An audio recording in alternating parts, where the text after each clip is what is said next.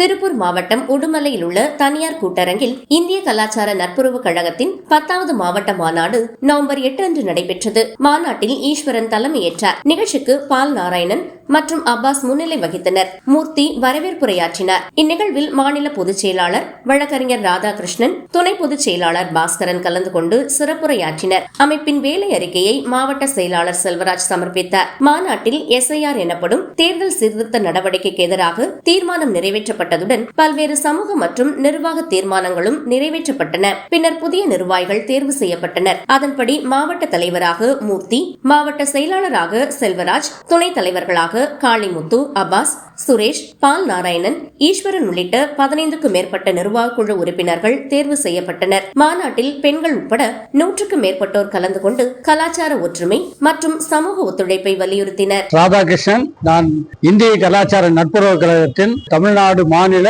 பொதுச் செயலாளராக இருக்கிறேன். இந்திய கலாச்சார நட்புறவு கழகம் என்பது இந்திய நாட்டினுடைய முதல் பெரும் கலாச்சார அமைப்பு.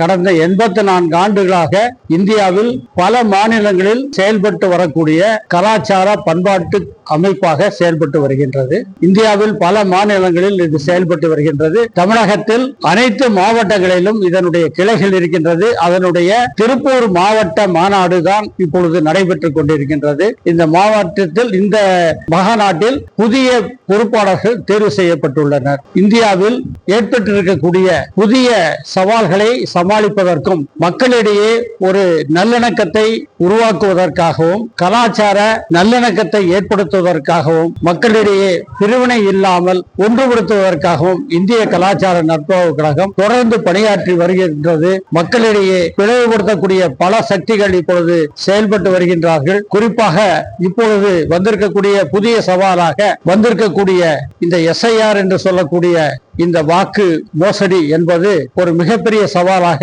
அனைத்து சாதாரண மக்களையும் பாதிக்கக்கூடிய ஒரு பிரச்சனையாக வந்திருக்கின்றது. குறிப்பாக சிறுபான்மையினர், தலித்துகள், பிற்படுத்தப்பட்டோரை குறிவைத்து அவர்களுடைய வாக்குரிமையை பறிக்கக்கூடிய இந்த ஒரு முயற்சிக்கு எதிராக மக்களுக்கு ஒரு விழிப்புணர்வை ஏற்படுத்தி ஒருவருக்கு கூட அந்த வாக்குரிமை பறித்துவிடக் கூடாது என்ற விழிப்புணர்வை ஏற்படுத்தக்கூடிய முறையிலே இந்திய கலாச்சார நட்புறவு கழகம் அத்தகைய தீவிரமான முயற்சியில் ஈடுபட்டிருக்கின்றது.